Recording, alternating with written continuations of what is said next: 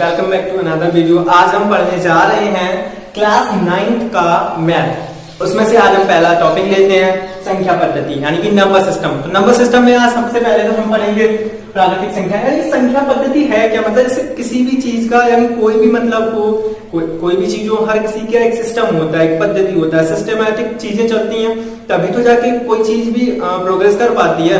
तो वैसे ही हमारी संख्या पद्धति में भी एक सिस्टम है। तो इनमें से मतलब पहले संख्या क्या है, संख्या जो हमारी अंकों से मिलकर बनती है, ठीक है ना।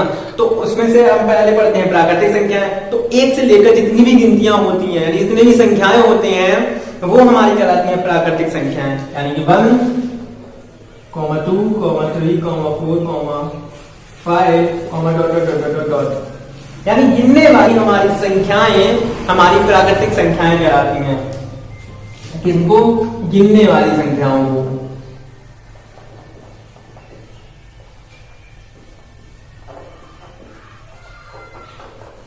गिनने वाली संख्याएं इट मींस अब जैसे हम पैसे गिनते हैं तो पैसों में भी गिनने में भी हम गिनती कहां से स्टार्ट करते हैं? 1 से स्टार्ट करते हैं, ना कि 0 से। 0 से नहीं स्टार्ट करते हैं। तो जितनी भी गिनतियां हम स्टार्ट करते हैं यानी गिनने वाली चीजें वो हमेशा 1 से स्टार्ट करते हैं। तो प्राकृतिक संख्या यानी गिनने वाली संख्याओं को ही हम प्राकृतिक संख्याएं कहते हैं। अब आगे बढ़ते हैं तो उसमें से अब हम पढ़ेंगे पूर्ण संख्याएं। तो पूर्ण संख्याएं क्या है? पूर्ण संख्याएं होल नंबर्स,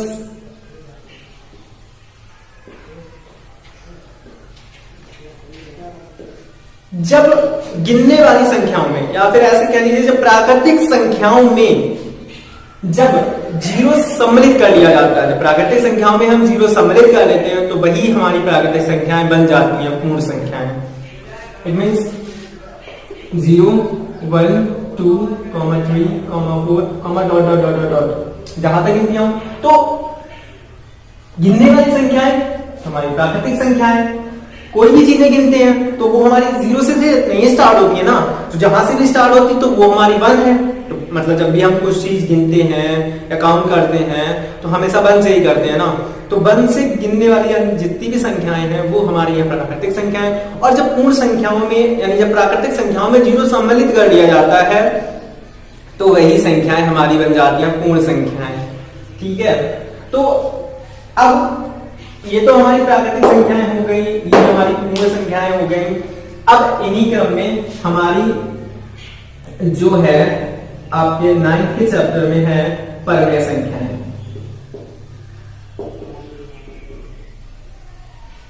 यानी कि रेशनल नंबर्स।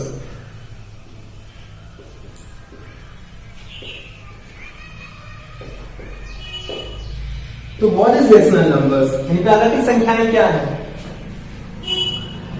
वे संख्याएं जिन्हें हम P/Q के रूप में लिख सकें तथा जहां जो P और Q है वो दोनों पूर्णांक होने चाहिए और हर यानी कि Q में 0 के बराबर नहीं होना चाहिए।